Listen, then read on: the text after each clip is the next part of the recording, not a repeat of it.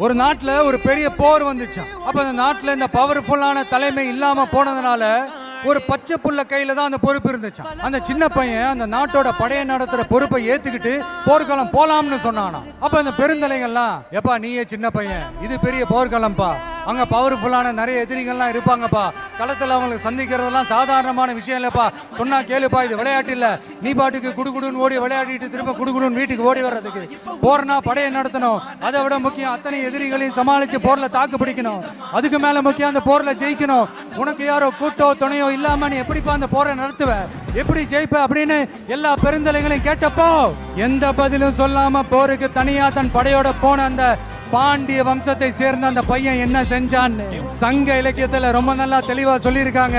படிக்காதவங்க படிச்சு தெரிஞ்சுக்கங்க, இல்லைன்னா படிச்சவங்க கிட்ட கேட்டு தெரிஞ்சுக்கங்க. ஆனா கெட்ட பையன் சார் அந்த சின்ன பையன்.